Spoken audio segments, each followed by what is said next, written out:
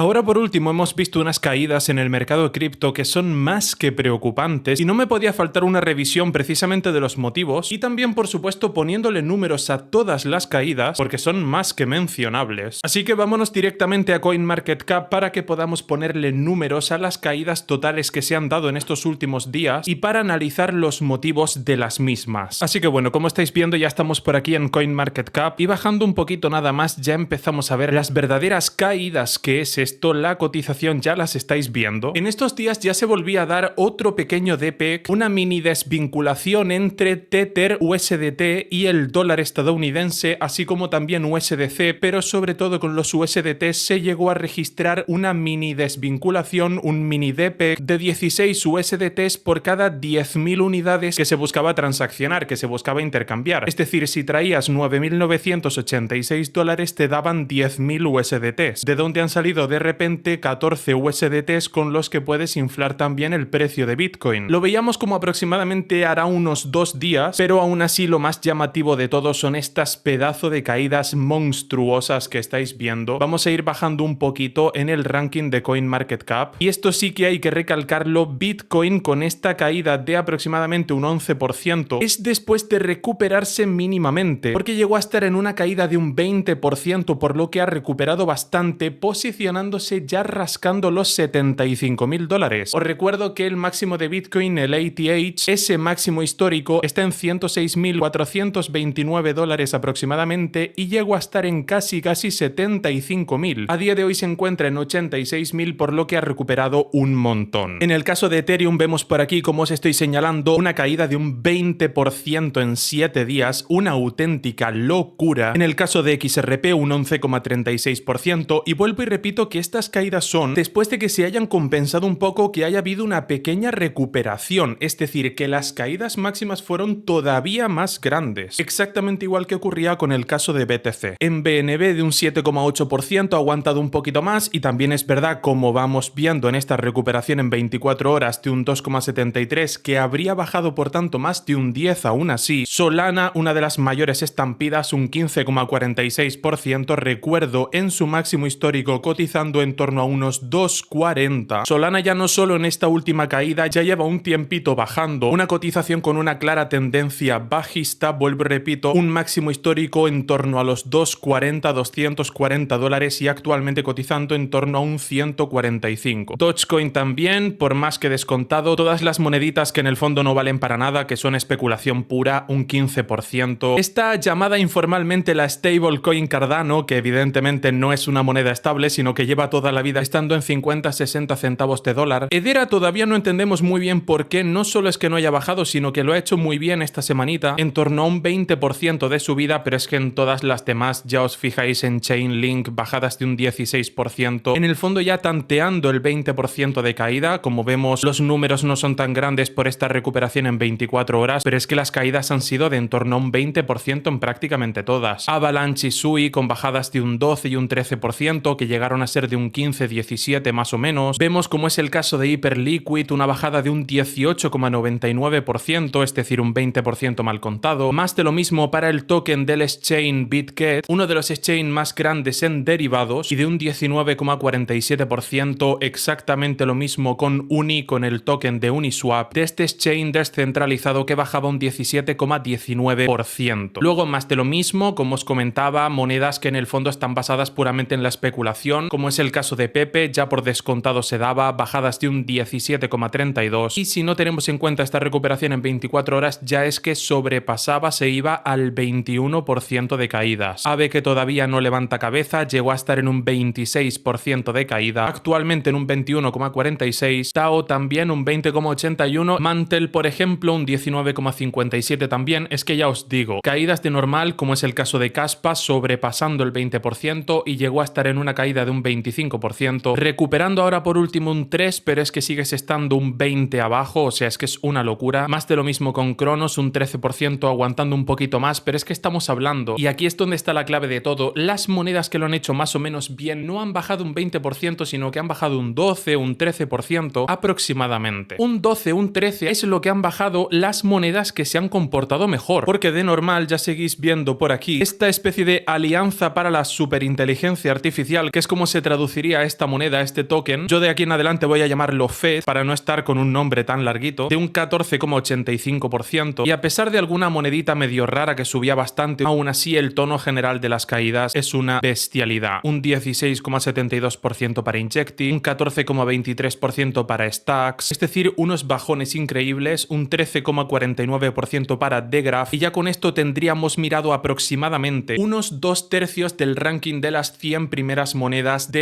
CoinMarketCap. Bajadas monstruosas, la mayor bajada registrada tranquilamente, si no me equivoco y estoy hablando de cabeza, desde mayo del año 2020. Hubo como una bajada que más o menos se equiparaba a esta en 2022, pero por magnitud de las pérdidas, si no me equivoco, esta la supera, por lo que estaríamos ante la mayor bajada de tranquilamente los últimos 4 años en el mercado cripto, y ahora vamos a ver el motivo. En un principio, para todas estas caídas, tenemos una justificación concreta y es el hackeo del exchange Bybit, que como veis por aquí, si subimos un poquito y nos vamos a los rankings, pero ya no de criptomonedas, sino de exchange, vamos primero a Spot para ver dónde se encontraría Bybit, y lo tenemos directamente en el segundo exchange de transacciones al contado, con un volumen diario de 1.447 millones de dólares, tiene listadas 751 monedas y ofreciendo una diversidad de 1.169 pares. Lo tenemos en el segundo puesto dentro de los exchanges por comercio al contado, y en derivados directamente lo tenemos en el tercer puesto, o sea que no cambia mucho. Un exchange que es al contado el segundo más grande del mundo y por productos derivados el tercero más grande, solo superado en ambos casos por Binance en primer lugar, y en la segunda clasificación, es decir, en la de productos derivados, solo por OKX, que también es un exchange, por cierto, que ha subido bastante en los últimos tiempos. Aún así sigue estando en tercer puesto, como os indico en esta parte, con un volumen, y aquí sube bastante la cosa, porque evidentemente la característica principal de los productos derivados es que nos permiten operar en contado. Nos tendríamos que ir a 12.842 millones de dólares de volumen diario. Recordando que todo esto, por supuesto, la frecuencia de estos datos es en diario, cada 24 horas. Vale, y ahora vámonos directamente a la causa por la que ha bajado tanto todo el mercado cripto hasta el punto de afectar también al mercado financiero al contado. Y es que lo que ha sucedido es que en esta semana anterior ha habido un hackeo al exchange de Bybit por parte del grupo Lazarus, un grupo del mundo de la informática dedicados a actividades más que cuestionables y cuya sede de operaciones es Corea la Mala. Este grupo dedicado a actividades informáticas más que cuestionables, como os digo, habría sido el autor del hackeo a Bybit, por el que se habrían llevado a sus carteras personales una monstruosidad de Ethereums que ahora por último estaban tratando de cambiarlos en exchange chinos por BTC. Seguramente también pasarlos por protocolos que hagan perder la trazabilidad de estas monedas para llevárselas a su vez a otro grupo de wallets, a otro grupo de carteras, y así por fin poder cambiarlo por dinero de políticos, por moneda fiat, ya sea por won, por dólares o por yuanes, y poder hacer uso de ese dinero ahora en la economía real. Para ser exactos, si os muestro la noticia por la que se nos comenta un poquito desde la misma plataforma de criptonoticias, como más funcionalidad suele implicar más vulnerabilidad, refiriéndose con esta frase a uno de los puntos clave de la noticia, de toda esta extracción de Ethereum del exchange de Bybit por parte del Lazarus, y recalcando por supuesto que aunque BTC no tenga tantas funcionalidades como la Ethereum Virtual Machine, como la plataforma creada por la empresa Ethereum, teniendo como token a Ether, aunque BTC no tenga tantas funcionalidades, esto implica también por tanto una ventaja para esta última moneda por tener muchas menos vulnerabilidades. Y es que efectivamente, tal y como nos comentan por aquí, cuando se trata de tecnología de dinero, menos es más. Bitcoin es la rueda, un descubrimiento simple y elegante que resuelve un problema específico: cómo hacer una red de dinero digital abierta, públicamente verificable, sin terceros de confianza, imparable y segura. Y así es que lleva 16 años de éxito cumpliendo ese propósito. Todo lo que han venido después son copias. Ethereum es una copia, Solana es una copia y las CBDCs son copias. Y como toda copia, para poder justificar su existencia han tenido que agregar variaciones. Ahora tenemos ruedas de plata, ruedas con unicornio, ruedas con fotitos graciosas, ruedas controladas por banqueros centrales, pero la libertad de tomar el código, revisarlo y adaptarlo es el corazón del software libre. Precisamente buscando el perder la trazabilidad y no tener un emisor que pueda bloquear direcciones, el propio grupo de Lazarus ha buscado cuanto antes pasar de Ethereum a BTC. Esto justifica todavía más esta pronta recuperación de $76.000 a los 86.000 en los que estamos hoy, al mismo tiempo que Ethereum se sigue encontrando en 2.200 $4.600, recordando que el máximo histórico de Ethereum se encuentra en los $4.600, si no recuerdo mal. De todas maneras, os lo enseño por aquí, efectivamente, $4.635 con 45 centavos. Una auténtica salvajada, un bajadón increíble, más todavía si cambiamos el gráfico del logarítmico al lineal, aquí lo veis mucho más claro, una bajada acumulada hasta día de hoy de más del 50% y efectivamente esta extracción de Ethereum en condiciones más que cuestionables del exchange de Bybit por parte del grupo Lazarus no ayuda para nada. Al estar buscando tanto cambiar Ethereum por Bitcoin, este grupo de informáticos que digo, con unos principios éticos y morales deplorables, es normal que en los últimos días BTC haya subido tanto. Y eso que aún así hasta no hacía tanto, no seguían llegando estas noticias también del portal de criptonoticias de que Bitcoin registraba una de las caídas más fuertes del año. Ya, pero es que Ethereum precisamente acaba de registrar su golpe más grande de los últimos 4 años. Y no os olvidéis además de que muchísimas monedas están basadas precisamente desarrolladas sobre la Ethereum Virtual Machine, que es realmente la plataforma, la tecnología que hay detrás de Ethereum, la desarrollada por Vitalik Buterin y por todo su equipo, de manera que realmente Ethereum no ha creado nada, solo ha puesto la plataforma sobre la que desarrollan el resto de equipos. Ethereum se convierte así en una plataforma sistémica. ¿Este adjetivo qué significa? Que si arrastras a Ethereum solo con su caída, Ethereum va a arrastrar a todas las demás monedas. No olvidemos además, por una cuestión de capitalización de mercado, que es la segunda más grande, pero también existe una justificación tecnológica por detrás. Si tiras a Ethereum por una cuestión de arrastre, se llevará por delante a todo el mercado cripto. Y tanto es así la cuestión, todo este suceso de los Ethereums perdidos, los Ethereums que este grupo se ha llevado, que ha llegado a afectar incluso a las bolsas mundiales. A todo esto veíamos una discusión entre el presidente de Estados Unidos y Zelensky que caldeaba mucho las aguas, movía mucho las mareas y evidentemente no ayudaba para nada en una situación comprometida en el mercado. Pero tanto como para registrar las pérdidas que habíamos visto, me parece la verdad a mí también, ya como valoración personal, unas caídas más que exageradas. Todos los aranceles impuestos también además no ayudan para nada y esto provoca que los inversores se vuelvan cautelosos ante un escenario macroeconómico hostil, en el que BTC pierde $80.000 y está en sus niveles más bajos de 2025. Si ya de por sí el listón estaba bastante alto en $106.000, imaginaros ahora para llegar desde los 86.000 en los que está, a pesar de que haya retomado casi $9.000 más. Así de hecho nos lo hacen saber con el dato de que la capitalización total del mercado de criptoactivos ha pasado de $3,7 billones,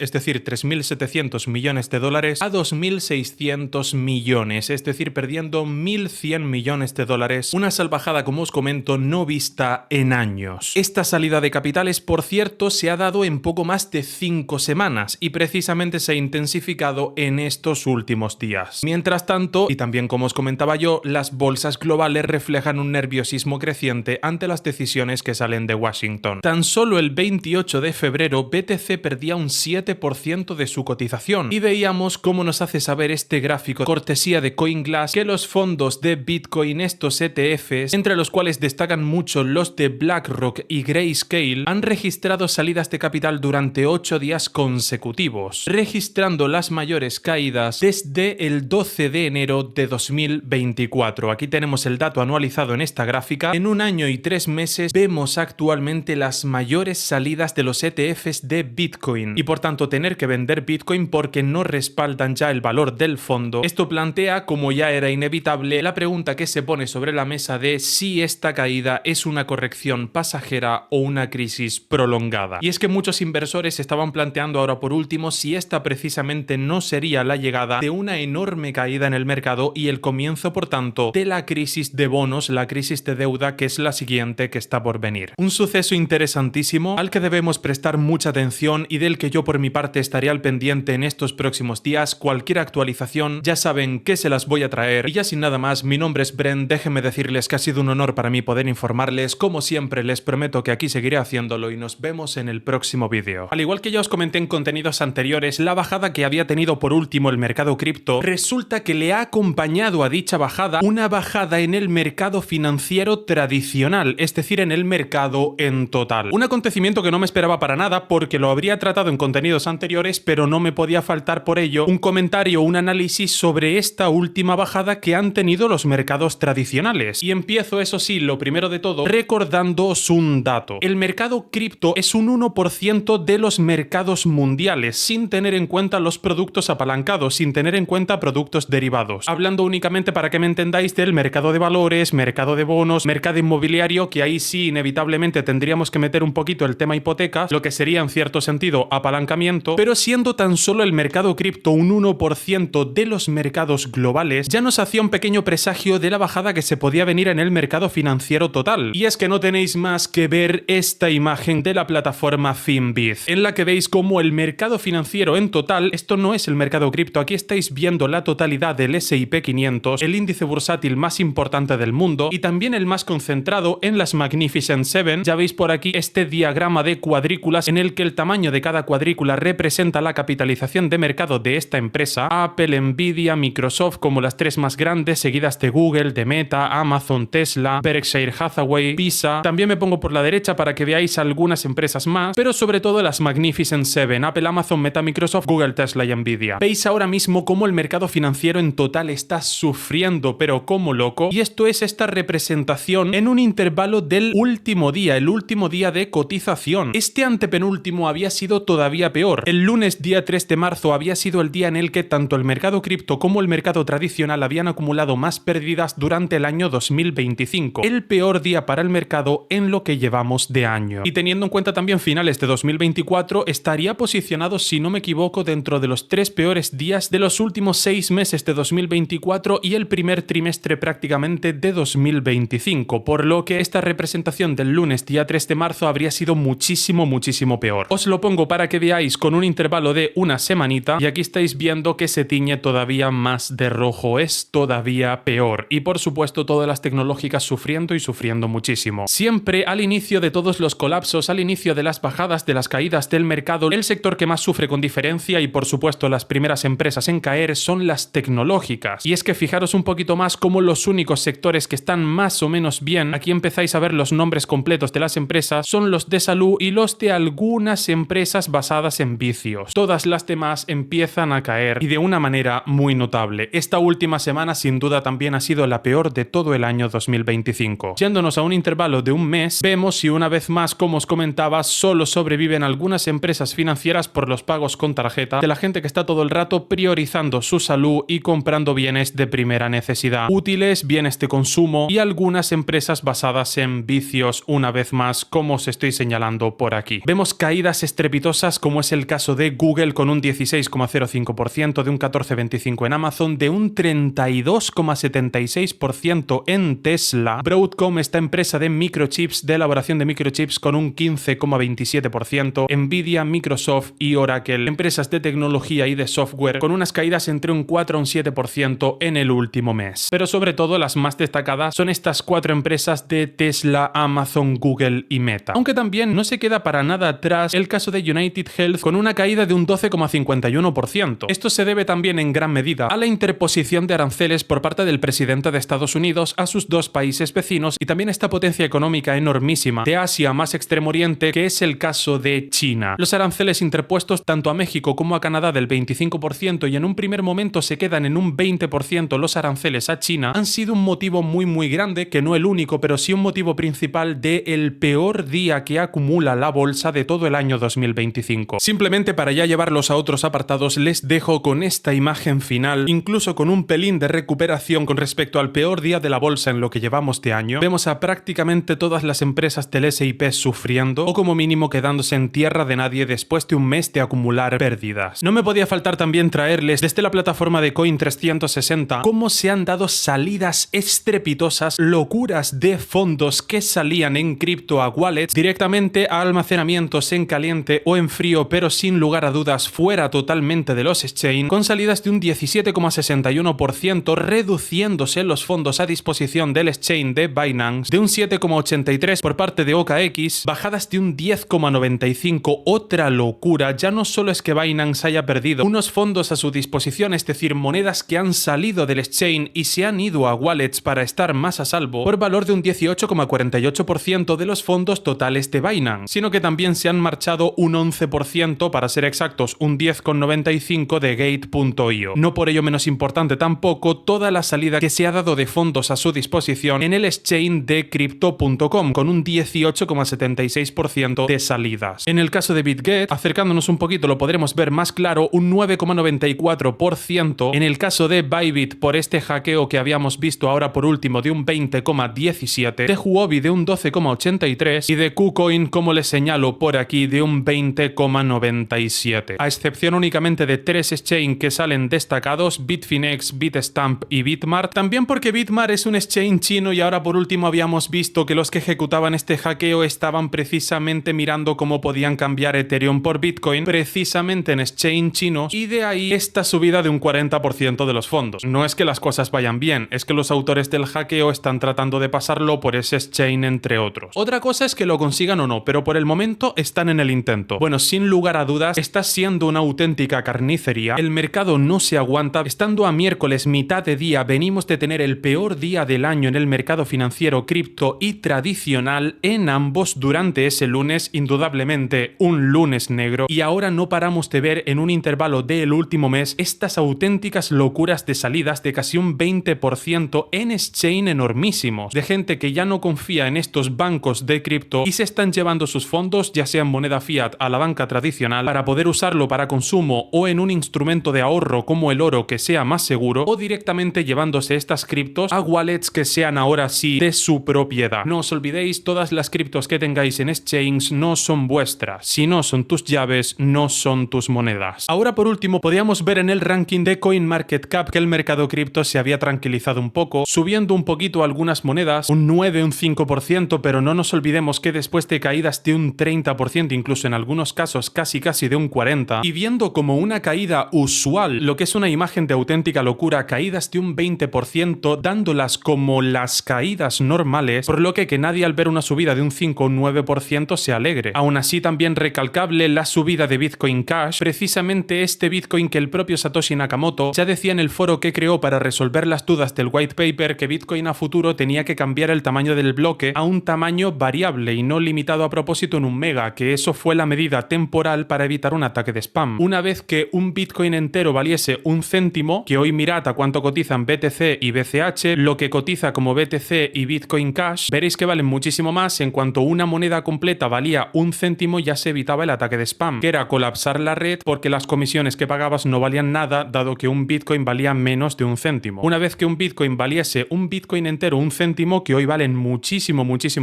más, ambas monedas, ya ibas a evitar un ataque de spam. Por tanto, podías dejar de limitar el tamaño del bloque a un mega y poner el tamaño del bloque en indefinido. Tanto es así que el propio Satoshi Nakamoto, que hay mucha gente que cree erróneamente que la última intervención de Satoshi Nakamoto, primera y última, fue la publicación del white paper, y no es verdad. El propio Satoshi Nakamoto crea un foro para resolver las dudas del white paper, y es tan así que el propio Satoshi, el propio creador de Bitcoin, quería quitar el límite del tamaño del bloque en un mega y ponerlo en indefinido a razón de lo que necesitase la congestión de la red, que el propio Satoshi deja en el foro que él mismo crea para resolver las dudas de Bitcoin el código para implantar en el Bitcoin Core, en el código principal de Bitcoin, para quitar el tamaño de bloque de un mega y poner un tamaño de bloque indefinido. El propio Satoshi Nakamoto deja el código en dicho foro de cómo hacerlo. Este código es precisamente el que implementa lo que hoy cotiza como Bitcoin Cash, y de ahí que se diese el hard fork, demostrando por tanto que efectivamente sí es correcto que el Bitcoin original, el Bitcoin de Satoshi Nakamoto, es lo que hoy cotiza bajo el nombre de Bitcoin Cash de BCH, y los que tercos como una mula decidieron limitar arbitrariamente el tamaño del bloque en un mega, prohibiendo la escalabilidad de la red, grupo liderado por la empresa Blockstream, teniendo como líder principal a Peter Todd, al desarrollador Peter Todd, decidieron seguir limitando el tamaño del bloque a un mega. Como ellos eran mayoría, ya que habían cogido el liderazgo del proyecto de hacía años, decidieron quedarse con el ticker. Fueron muy listos, se quedaron con el ticker de BTC, pero esa moneda hoy en día es la moneda de Blockstream, ya que la moneda descrita por el propio Satoshi Nakamoto, sus principios están respetados hoy no en lo que hoy cotiza como BTC, sino en el verdadero Bitcoin, que es Bitcoin Cash, que es el que de verdad respeta los principios y el funcionamiento del white paper y de las respuestas que el propio Satoshi Nakamoto da en el foro que él mismo crea para resolver las dudas de Bitcoin. Además, por supuesto, vuelvo y repito, que él mismo, el propio Satoshi, dejó como demostración el trozo de código que se tenía que implementar dentro del código de Bitcoin para quitar el límite del tamaño del bloque de un mega y pasarlo a un tamaño de bloque modificable a razón de la congestión de la red. Por esto no es casualidad, cada vez el mercado va va dándole más confianza a BCH y veíamos una recuperación en 24 horas de un 28,15%. El verdadero Bitcoin, no la moneda de Blockstream, lo que hoy cotiza bajo el ticker BTC. También es verdad que nos traía esta noticia el portal de Criptonoticias acerca de toda la caída que se había dado en el mercado, en el que nos hacían saber que las criptomonedas se desploman por la guerra comercial de Estados Unidos. En esta caída del lunes que os comentaba, BTC había caído en las últimas 24 horas nada más y nada menos que un 10%. La caída del mercado fue una trampa para el comercio minorista. Tan solo en 24 horas los criptoactivos han perdido 500.000 millones, la mitad de $1 billón de $1 billón de los hispanohablantes. La mitad serían 500.000 millones. Un billón, recordad, 1 millón de millones, no lo que los angloparlantes llaman un billion, que son 9 ceros. No.